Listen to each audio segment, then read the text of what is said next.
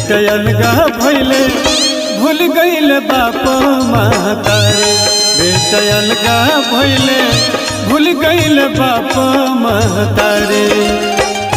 माई जहरिया में हरी, माई जहरिया में हरी हो गइल प्यारी। बेटा अलगा भइले भूल गइल बाप महतारी। बेटा अलगा भइले भूल गइल बाप महतारी।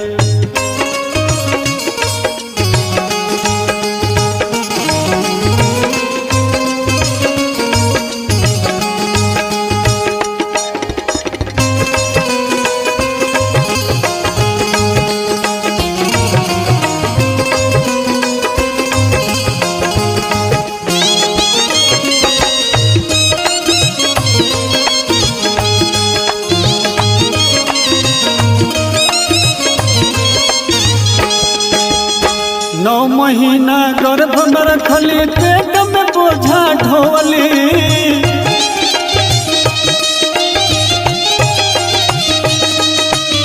गोदिया भर दो एहो विधाता, देवन देवन रोवली।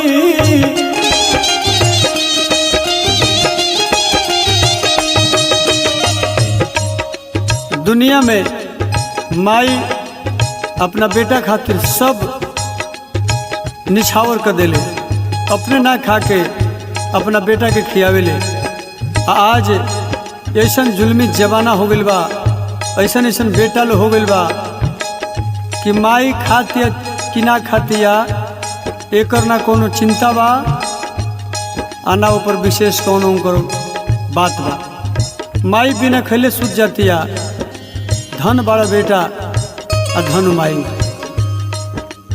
9 महीना गर्भ में रखली, पेट में बोझा ढोली।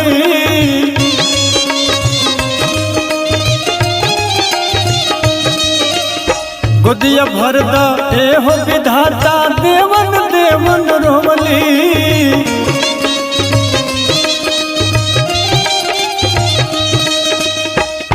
तीज एतवार कोइली, तीज एतवार कोइली भूख प्यास मारी। बेटा अलगा भइले भूल गइल बाप महतारी। बेटा अलगा भइले भूल गइल बाप महतारी।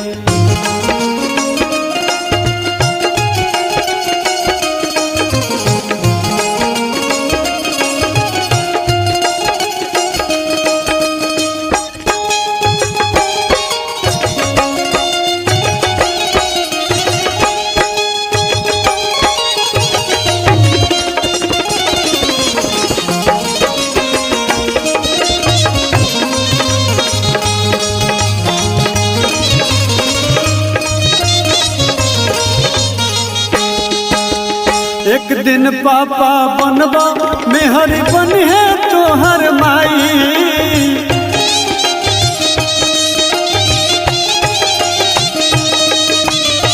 इहे तोहर बेटवा करी तहिया तोहर बुझाई।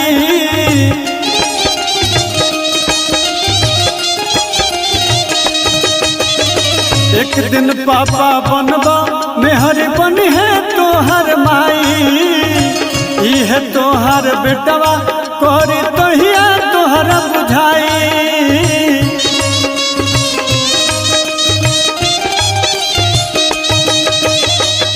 जियत करे जाबी छे लागी कटारी।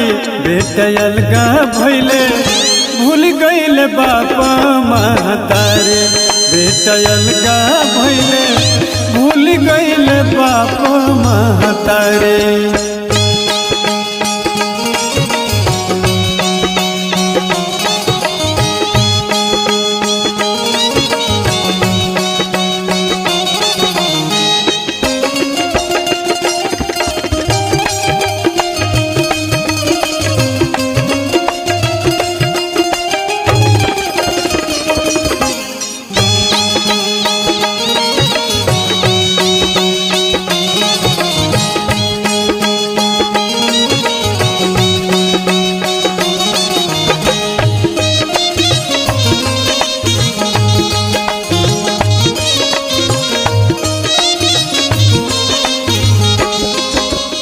माई बाप के सेवा से बढ़ के धर्म न कोनो दूजा बा।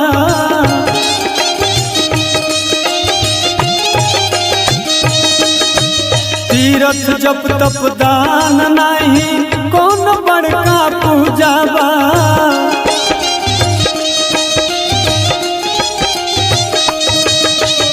माई बाप के सेवा से बढ़ के धर्म न कोनो दूजा बा। तीरथ जप तप दान नहीं कौन बड़का पूजा बा। उधो बुझाला नहीं बनला अनाड़ी भेटयल का भइले भूल गइल बाप महतारी। भेटयल का भइले भूल गइल बाप महतारी।